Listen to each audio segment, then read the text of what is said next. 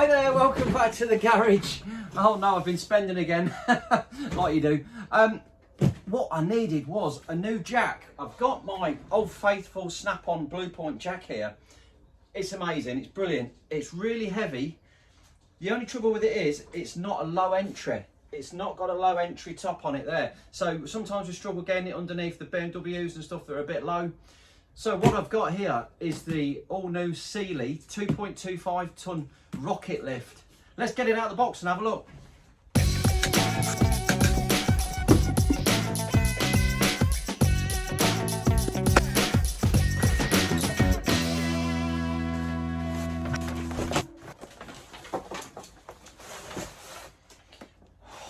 Well, it's not looking too bad.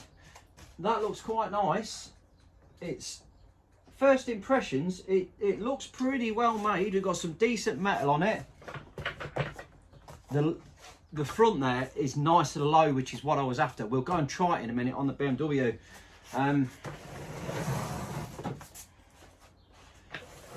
It's a decent size. It's a good trade.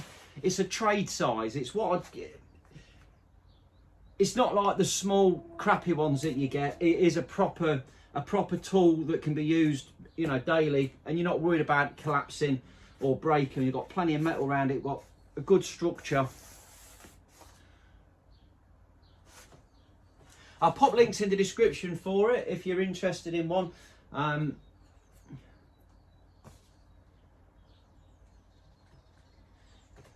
we'll have a good look at some of the features on it and see why we chose it. As you know, if you follow the channel, I always look into everything before I buy something. I do all the reviews, make sure that what I'm getting is something decent. And this has passed all the tests so far. But obviously we've got to give it a good going over. We're going to have to give it a good test and make sure that it is exactly what it says on the tin. There was a couple of choices. There was the Premier version, and that had got plastic wheels on it, or like a fibre wheel. This one has got metal wheels on it, which I prefer. A bit more longevity in those. It's got the nice rubber, well, hard rubber mat on it, so it doesn't damage the underside of the car when you jack it up. That was a must. That was something else. Got a little magnetic tray for wheel nuts and stuff if you want to use that. Got a nice cast handle there. We'll get that little wedge out. That's come back up now, so we're almost ready to go. It says here, please bleed before trying and all that nonsense.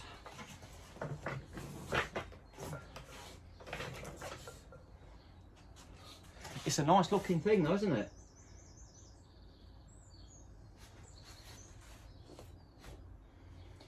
There was a choice of colours. You could have like a green, orange, yeah, all sorts of different colours. I always like red. I'm a bit of a, you know, I've got a soft spot for the red colour. You know, even my snap-on pliers are red. Right, let's have a go at this, see what we've got. Let's get the handle in there. This has got the jack release. As you turn the handle, it lowers it down, which is again a nice feature.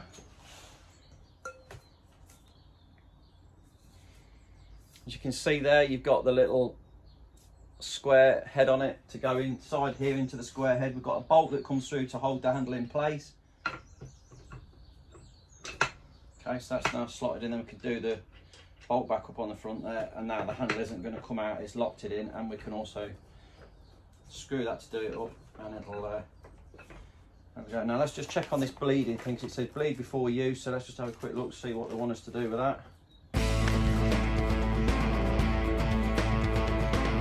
Okay, so the bleeding of the system is literally pumping it up. I thought it was going to be something interesting. So basically we lock that in, 10 pumps. So 1, oh, that's coming up nice and quick. 2, 3, 4, 5, 6, lower it, and then 7, 8, 9, 10, and then we'll drop it down. That is now purged. So that's ready to lift the car up now. That's a nice action, that. We've got the handle there with the push button on it for the extra length there. That will lock into position like that. That's in.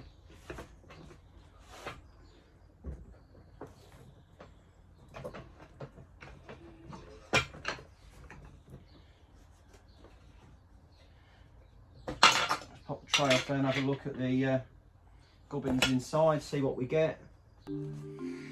So on the back here we've got the twin pistons going into the hydraulic ram at the bottom there. This is nicely put together. It all looks decent quality, decent metal there. Twin springs into a decent hydraulic ram there as well. The joints on the main arm, this whole assembly here is really solid and sturdy. So let's raise her up and let's have a look at the rest of it.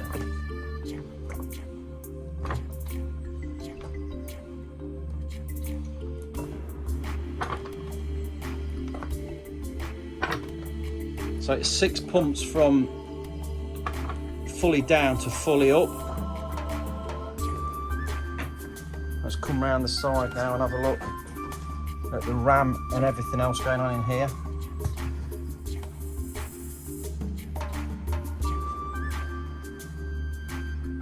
Again, nice, thick, quality head on it.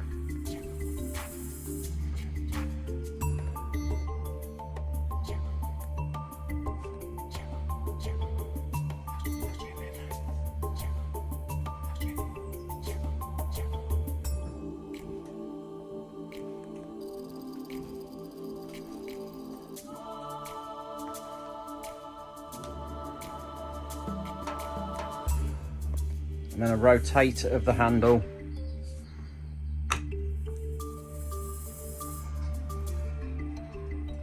Down she goes. Beautiful. We'll pop this magnetic tray back in again. It just sits, got a couple of little locating pins there. Just drop that in, clamp it into place. Yeah, nice. To lower the jack down, we're using this. There's a universal joint arrangement in there, which as you turn it, it spins and opens up the valve there.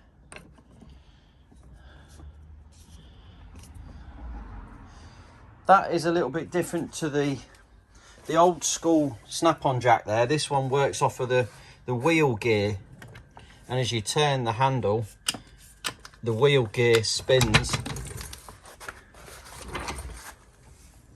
and I mean, you can see the old school quality of this, the snap-on jack. It is an absolute tool. It really is quality. Everything about it is solid, but it is so bloody heavy. It is so heavy.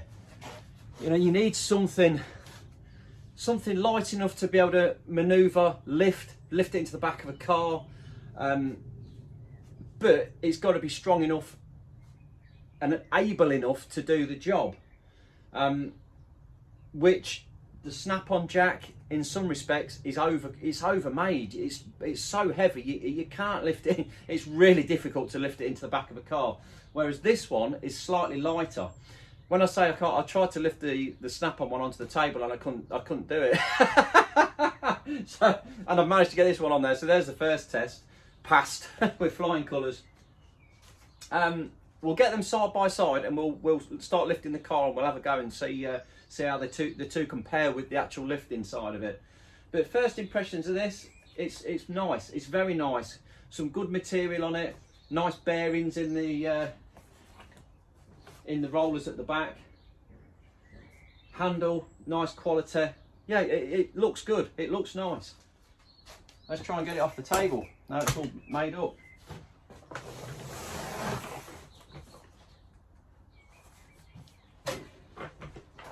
Let me see, I can lift that up quite nicely. Whereas this one, it is so heavy. I mean, it is so heavy. It is so heavy, it's ridiculous. Whew. Right, size-wise in comparison of the two, let's just put them side by side. And they are, well, yeah, exactly the same length. Handles are the same pretty much, barring this one has got probably a tiny bit higher, another couple of inches. Not a lot in it though. The thing that is noticeable straight away is look at that. Look at the height of the feet on that, the pad on it. Pad on this one is right up there. Pad on this one is right down there. The low entry is going to be amazing.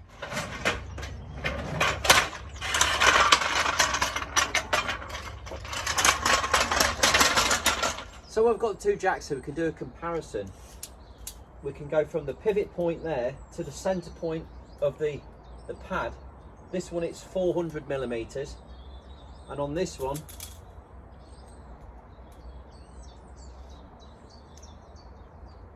370. So the Sealey is going to have a higher lift on it than what the old snap-on one has, which is interesting. Now the moment of truth. The problem we have with this one, like I said right at the start, which is the main reason I needed a new jack. The 1 Series here is on high back springs. It's been lowered only by 30 mil. But if I get this to go underneath the pad,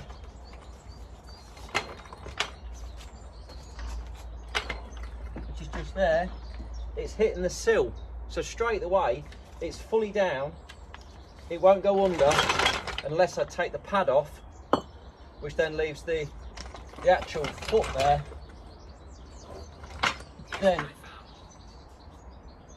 Then I can just get it underneath to start jacking it up, which is not ideal jacking on that, but needs must, it can be done. The new Sealey one,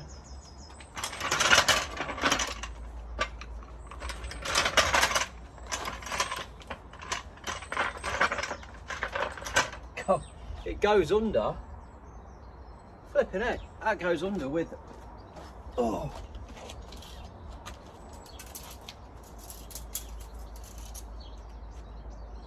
Got about 30 mil to spare there. So that'll go under something, you know, a lot lower than that. It says that the minimum saddle height is 73 millimeters. You know, that's low, that is really low. So anyway, let's see how it jacks and see how it goes with the lift. So straight onto the jacking point.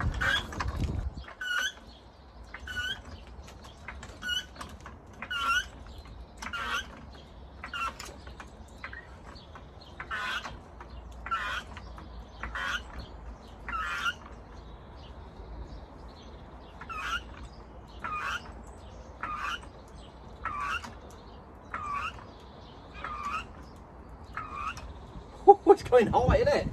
Look at the lift on that.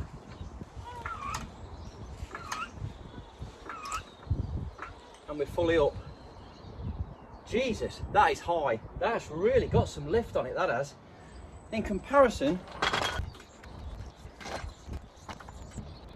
well, that is an interesting one. They are about the same height, which is the way the snap-on is designed on the leverage there, the leverage. It is pushing it up high, but that's maxed out at that. So they are almost identical in where they would go with the height, although this one has got the shorter arm on it. Interesting.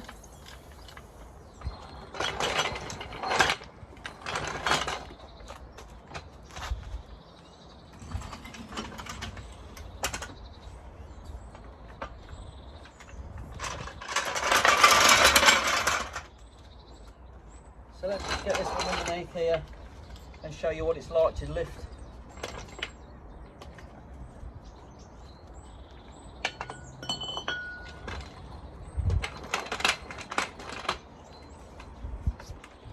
You have to be careful because it does sometimes catch because I've took the pad off it can catch the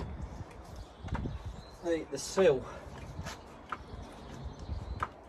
This is definitely harder to pull up than that one. This has got a bit more effort needed.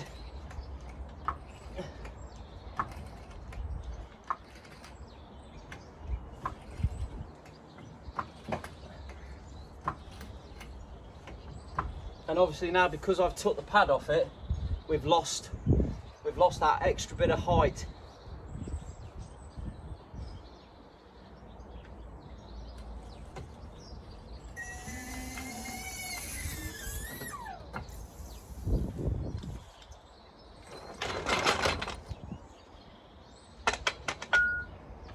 What I'll do is I'll pull them exactly the same and see and compare the lift on them both. So we'll go one pull on this one, full pull, full pull, full pull.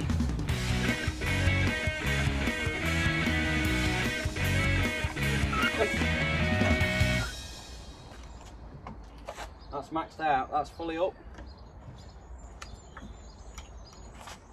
One, that's fully up.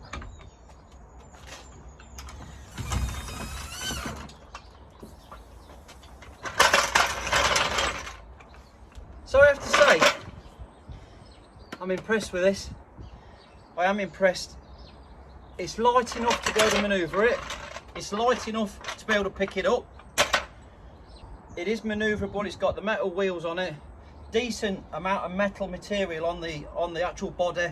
The arms are good and strong. It's got the link pins nicely greased. It's got the cast handle base, twin pistons. It's a cracking bit of kit, and for the money, £140, you can't go wrong. It is a good piece of kit. I'll pop the link in the description. If you're interested in one, if you use that link, it helps me out no end. I hope this is a bit of interest to you, because there's not a great deal about these on the net. So it's nice to see it in action and see it being used. If you've enjoyed the video, please just drop me a little thumbs up, like and subscribe. Thanks for watching.